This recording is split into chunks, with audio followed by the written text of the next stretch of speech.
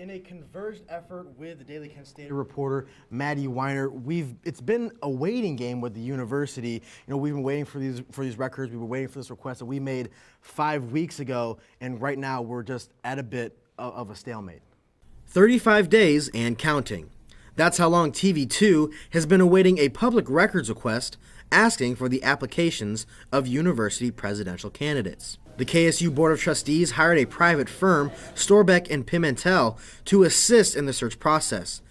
KSU spokesperson Eric Mansfield said the application materials are with the firm and can't be turned over until the university receives them from the firm. We understand that people are anxious to know what's going on, who they're looking at, and are they reaching a conclusion, but we have no information to provide yet to the media or to the public on what's going on as far as where the search is. They're still in the recruitment phase. They're still looking for a great president, but there's no hidden agenda here to keep documents away. Once those things are made available to the university, by law, we will make them available to the public. Despite the university using a private firm to handle the search, the work is on behalf of a public university making the records public. Under the Ohio Revised Code, all files must be made readily available to the public. We spoke with lawyer Frank Lamont, the executive director of the Student Press Law Center, and asked, is the university breaking the law?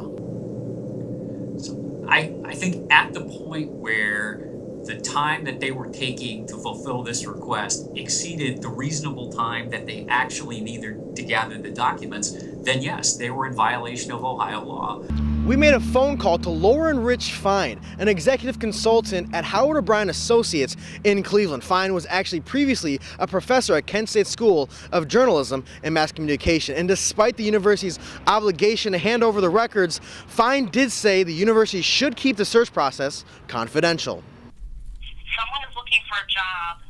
They might currently be employed. They can't have reporters snooping around or anybody snooping around investigating it. It would be wrong, improper, and it would go against the grain of any search I have ever seen. I would never work on a search where people were allowed to see the documents. With the request standing for 5 weeks, Lamont made it clear that the university surpassed the reasonable amount of time the university is entitled to complete the request.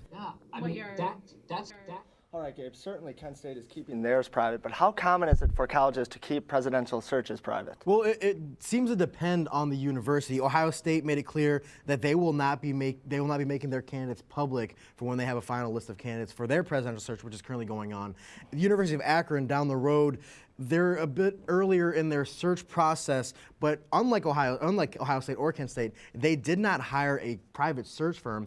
They're using their board of trustees to do all the searching to find a president. But Youngstown State, our neighbors to the east, what they did, they released 3 candidates before selecting a president last spring. Will there be a time that the candidates are made public by the university? That's the big question. That's what the campus really wants to know here. Richard Marsh, the chair of the search committee, he's also on the board of trustees here at Kent State. He's respectfully declined all media interviews, but he did make it clear when we spoke to him in August that it's very important to protect the identity of the applicants.